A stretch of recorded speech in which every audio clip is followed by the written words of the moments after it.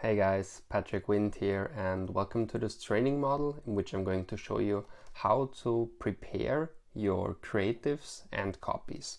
So before we actually upload them into our asset library, I would like to show you how to structure your creatives. In this case, images, but it could also be videos. For example, I usually prepare my images and videos already upfront in the different dimensions. Okay, so for example, like this one is the horizontal one, which is the typical format for Facebook mobile newsfeed and desktop newsfeed, and also for right column. However, you also want to have your material in one-on-one, for example, for every carousel, Instagram feeds and Facebook feeds, but also for normal Instagram feed ads. But then you also want to have in 9 to 16 or 16 to 9 for Instagram stories, right? So these are basically the important formats, but there's also another one, this 3 to 2, which seems like an Instagram story, but it's not. It's a different format, okay? It's a bit broader than an Instagram story, than a 9 to 16, it's 2 to 3, and this one works very, very nicely in Facebook mobile newsfeed because it would cover all the screen and would not look like a story. It would rather be like this 2 to 3 format. So that's something that I really recommend you guys. Also applying it to those 4 formats, okay? So that's the first thing. And then second, you want to have them structured in different orders, different folders. That's something that your designer should think of. And the next step, after you have created your material in the different resolutions, different formats, you want to upload them to the image text check, which we have already discussed, which is here in Creative Hub. Okay. Here you want to make sure that your images don't have too much text in them. So let's do that. For example, you could either upload it here, but you could also do drag and drop. That's what I usually do. So you drop it here, then it loads a little bit, and then you see in which of those 4 categories it falls. And this specific image, well, surprise, surprise, says okay, because it has absolutely no text in it, okay? But what about this one? That worries me a bit more.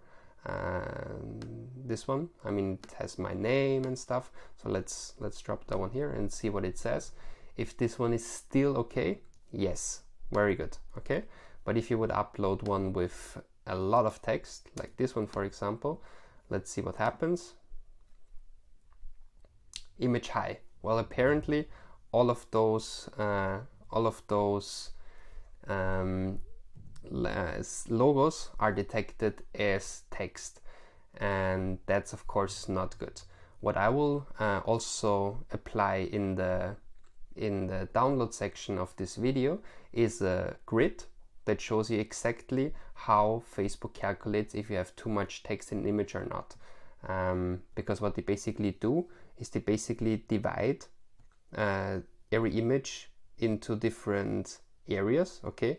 And then in each area that Facebook detects that there's text in it, it will count it as a percentage of the image.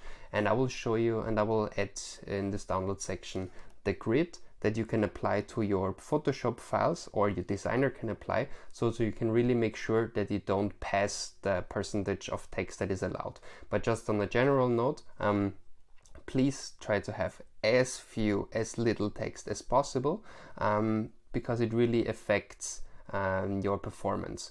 You see, like considering putting most of your text in the text area of your ad instead of on the ad image. Okay, that's what I strongly recommend. So that's my second step. After I have structured my creatives into the different formats, I check if they go along with the image text ratings. And this one, for example, I would not use now. I would rather just use those. I mean, this one also has a little bit of text, but it still says okay. So that's within the percentage that is allowed. That's very good. So step 1, structuring it into the different formats. Step 2, checking if there is enough text. There is not too much text. And then step 3, uploading them here into the asset library. So once again, here asset images. Okay, here we upload them. You could either select image and then choose it from a file, or drag and drop. That's what I like to do. So we said, so the ones that we have controlled are basically, well, they all have no text, so they're all gonna be good.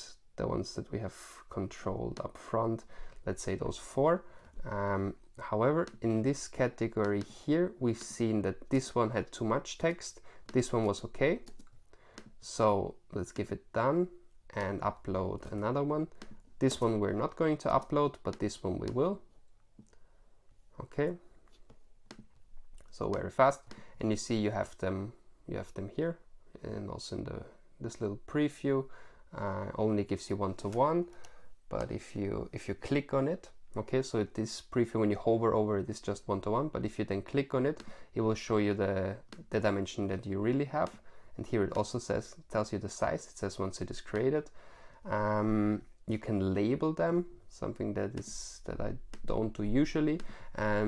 What is very useful is if you have uploaded something that you don't need anymore, you can delete it. Okay, that is something with videos you cannot do. Okay, once you have the videos here, you cannot delete them anymore. With images you can. Okay, and basically all the videos and all the photos that we have created here in our asset library, we will be able to then use on ad level when creating our campaigns. So that was it for the creatives. So first we create our folder structure and have them in the different formats. Then we're gonna check the image text ratio, and then third, we're gonna upload them here into the asset library. So what are we actually going to do with our copies? Well, as you see, there is no section for copies, so we cannot upload them up front. However, I would also strongly recommend you to not just create your copies when you create campaigns, ads, and ads. So when you're on ad level, just type in something that ever comes to your mind. That's something that I would strongly not recommend. I would rather recommend to draft those copies first in a separate place. For example, I usually do it here in Notes. So I come up with different versions of short copies and long copies. For example, here I just added the URL. I created a longer one, added the URL, and those versions you can then put in an Excel or in a Google Sheet or wherever you want to have them properly stored.